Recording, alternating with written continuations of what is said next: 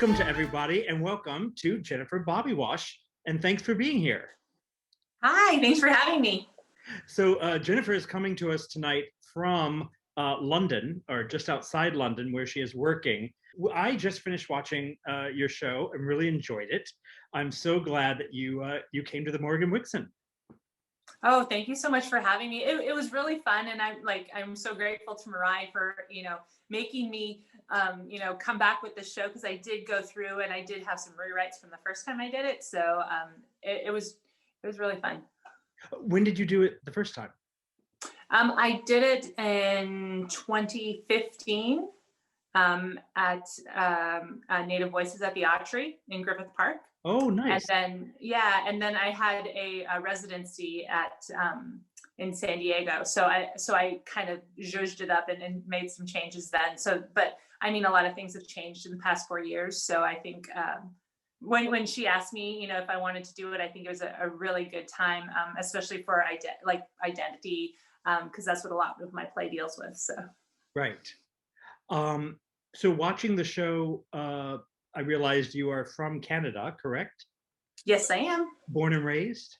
Born and raised in Northern Ontario. Oh, okay. And I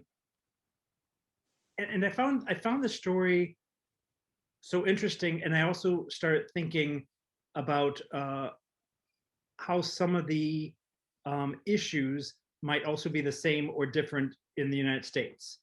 For instance, the law about marriage and your lineage, is that a Canadian law, that if your mother is not Indian, you're not Indian, or is that a tribal law? That's a Canadian law, and it was changed mid 80s. I want to say 86. It changed, but prior to that, that's what it was. So if you were a non-native woman and you married a native man, you did get status. And so that's why after that, after 86, a lot of people were able to apply once again for Indian status. It's in Canada, it's called Indian status. So it's interesting. It reminded me of some of the laws in the US. It wasn't a federal law, but some of the states had the one drop rule, where if you had one drop of being a Black person, then that's what you were considered. Or in the Jewish faith, the what do they call it, patrilineal descent, or I think it's patrilineal descent, where your mother has to be Jewish or you're not. It's those sort of, like, it doesn't make sense to me. Like, it's crazy. Yeah. And it's interesting, because I really hadn't thought of like the comparison, especially for Native people, because it's such a big conversation to have about, for us, it's called blood quantum. So, a lot of those things do come into conversation. And I never really knew about like Jewish people, especially how that lineage works. I was aware of the one drop rule. One drop rule, which is no longer, luckily, right. but slowly we're getting rid of all these arcane rules. The other thing, what's interesting to me, is that at least in the States, we've been told for quite a while now not to use the term Indian and to use the term Native American. And I know when I visited Canada, I worked up there for a little while, the term was First Nation, correct? Yes. But yet you proudly use the word Indian throughout the show. Can you tell me a little bit about that? So the play has been like a long time in the writing. So I think when I started writing it, that word was, okay to use, but more people used Indian. And I think when I was learning my lines again for this last time, I was like, wow, how many times do I say Indian in here?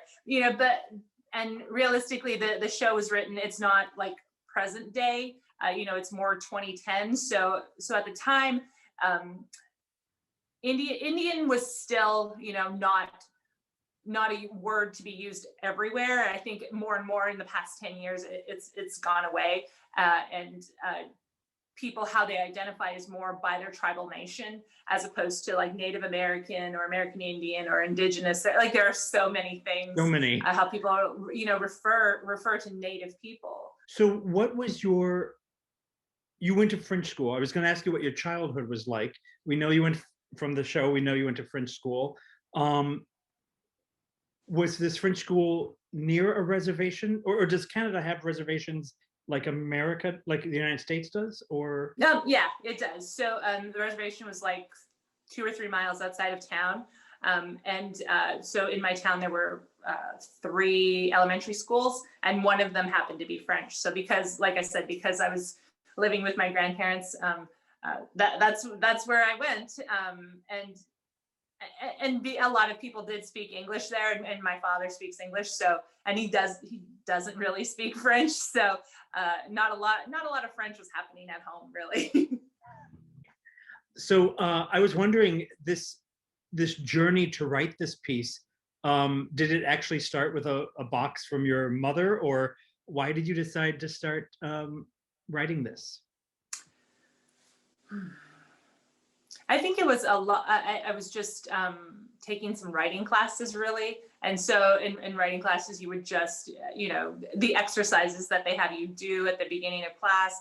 And I really didn't have a thought of what all of this was for. But when I read everything all together, there seemed to be like a recurring theme. And then at one point I was just like, you know what, I'm gonna do a 1-person show because I'm an actor and I wasn't working a lot at the time. So I'm like, I'm gonna do this, you know, and even at that, it took me a while to just to finish it up because of the content and how personal it got, because I really didn't realize I really didn't realize how personal I was writing everything. Especially like for my grandfather, and when the day we were filming it really hit me too. Like I'd been saying these lines, I told my husband, I'm like, I just have to do this constantly so I don't cry. And then when we were just sitting there, you know, warming up, and I just lost it. I was like, I can't do this. I'm like, I'm quitting, you know, I'm like, I'm out, I gotta go. But isn't acting about showing the emotion? And so we're grateful to see whatever it brings up, you know? Yeah, I was just surprised by how much emotion hit me, because my grandfather has been, you know, I was a teenager when he passed away. So, you know, I just, how fresh those emotions still were, and the thoughts of him. So, yeah. Well, I want to bring on the woman you mentioned who curated this series, the lovely and wonderful Marai Boothong. Hi, Hello. Marai. Hi, Michael. Hi, Jen. Hey. So you were there during the filming, during the recording, Yeah. but you haven't seen the final edit. But let's talk about Jen and her story and what drew you to want her part of this six story series. Yeah. Well, Jen and I met so many years ago in an acting class, and so I already knew she was a fantastic actor, and you know, I knew she had this 1-person show, and that it had been at Native Voices. Jen actually introduced me to Native Voices. I've done work with them because of her, and yeah, I wanted to see this show. Basically, I didn't get to see it the first time you put it up, so it was all selfish. No, and I just wanted to bring in lots of different voices. I know that identity is a big theme through our six shows, but I think it's important to show different versions of what that search for identity looks like, as well as see how, you know, all 6 stories have that universal search going on as well, you know. That's what I was thinking during your piece, Jennifer, is that so far you're the 3rd show we've done, and they are all about the search for identity, and how interesting that it doesn't really matter what race you are. We're all searching for something deep within. And It's interesting. When I was working on my genealogy back in the 90s, I had a Swiss friend, and I was like trying to find out more about my German roots. And he said, why is this so important to you? And I said, don't you want to know where you come from, or who your ancestors were? And he said, my ancestors have been in Switzerland for 900 years. Like, I know who I am. And it made me realize that the genealogical search is really an American phenomenon, because we come from so many different places. We're trying to figure out where we came from. But in your case, your people were here to begin with, and yet you too are still searching. Well, I mean, I really hadn't thought about it until you just said it, right? Like, I don't know. I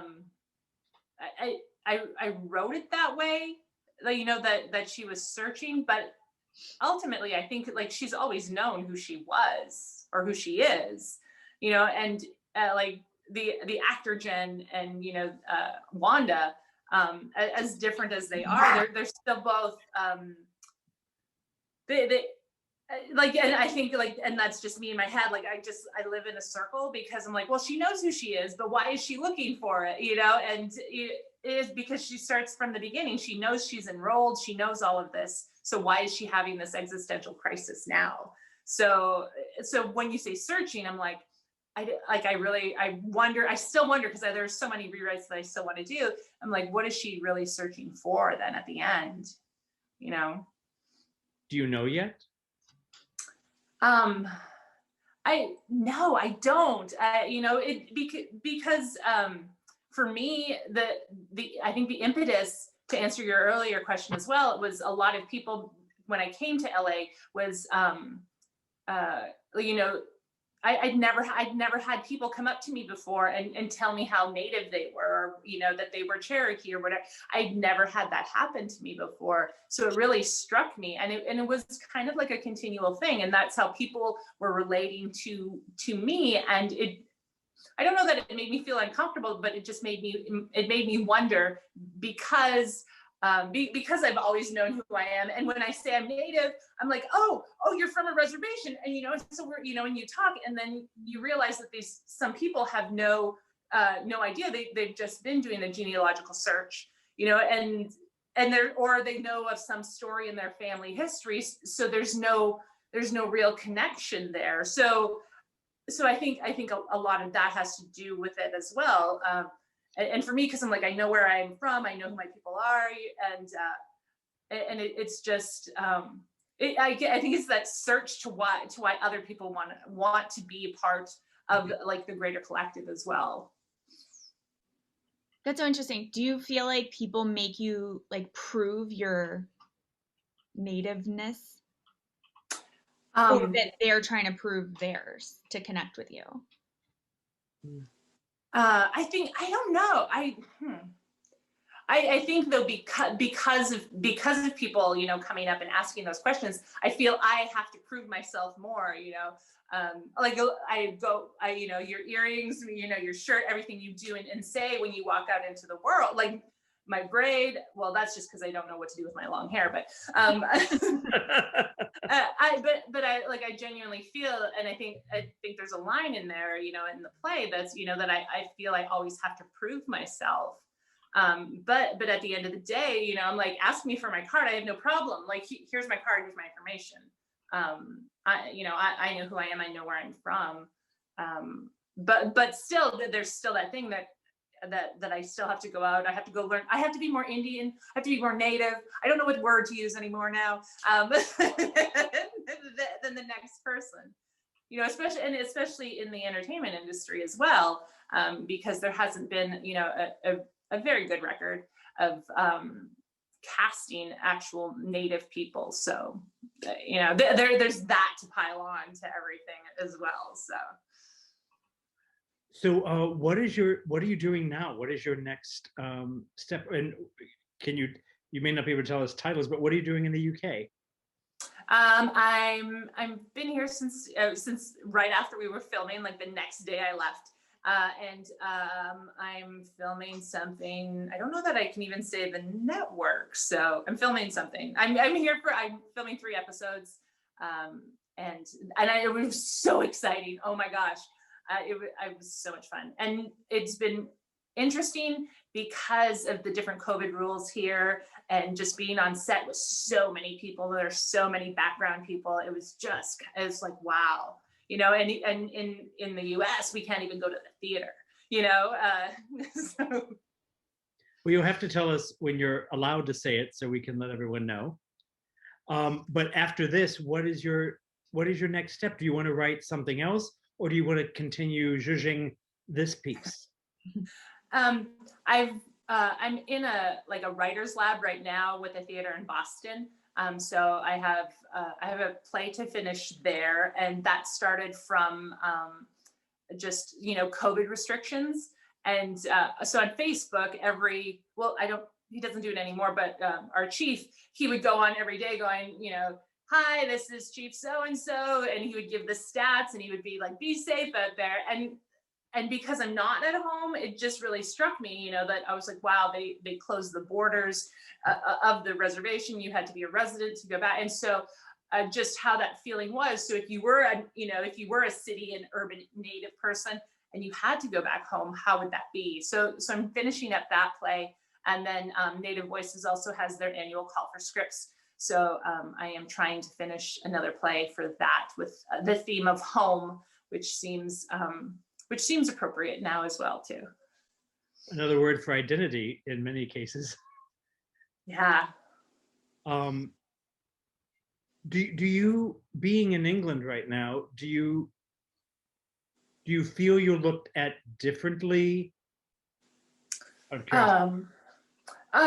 Well, it's interesting because most of your face is covered, because I do think about it, because I'm like, you have a mask on, so you can't, it's really hard to tell. But I do think it's more of an American thing, so being Canadian, I was, used to like the multiculturalness around you. So I never really thought about it, in the play, my grandparents lived in Toronto. So we were always going out, and, I was always, doing like different things, as opposed to living in my small town where everybody was just French or native, and you didn't have that variety. So I feel here in England, it's kind of like being in Canada, because they have all of that, the diversity. But what is interesting though is it struck me that I am in London, because I was zooming in to somewhere, and in the chat, and they, in the US they do land acknowledgements, and they're like, tell us where you're zooming in from, and and they're like, the traditional lands of here, the traditional lands of there. I'm like, oh shoot, I'm in London. Like, how do you say that, So Mirai, tell us about what is coming up next month. Yes, speaking of home, that is the title of our next show, written and performed by Nancy Ma.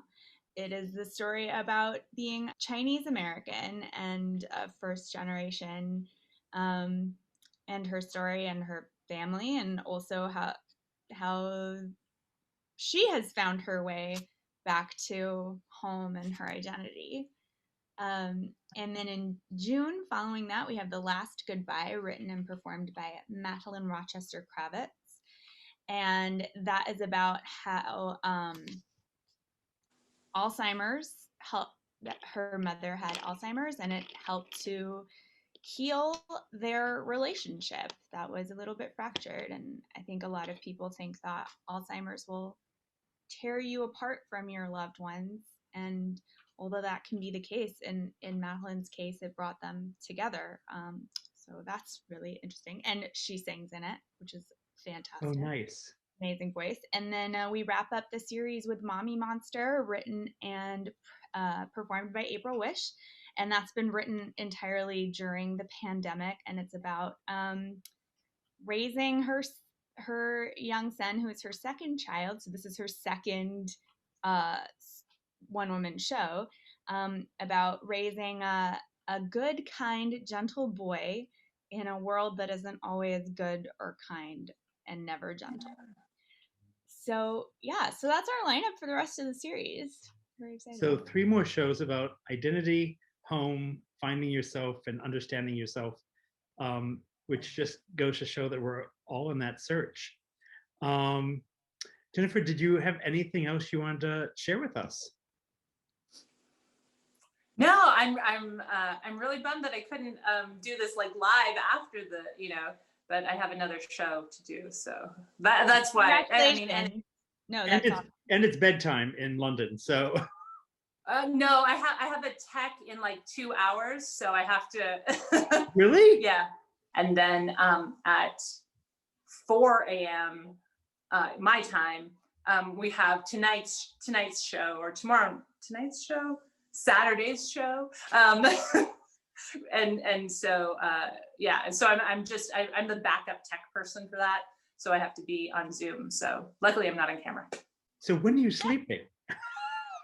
Well, today I sleep in like chunks of like 3 to 4 hours. Wow. Which is good, because I think by the time I get home, I won't feel any jet lag. Because my head is still kind of like on LA time right now. Right. So. Thank you for staying up, and thank you for joining us. Even though you'll be staying up much later now. And we really appreciate you participating in our solo story series. It was really nice to see your search for identity, and we'd love to have you back if you write anything else. Yeah, thank you so much for having me. It was fun, and I can't wait till you guys open to actually see a show in that theater. It's so amazing. Good night, ladies. Thank you so much. Have a great day.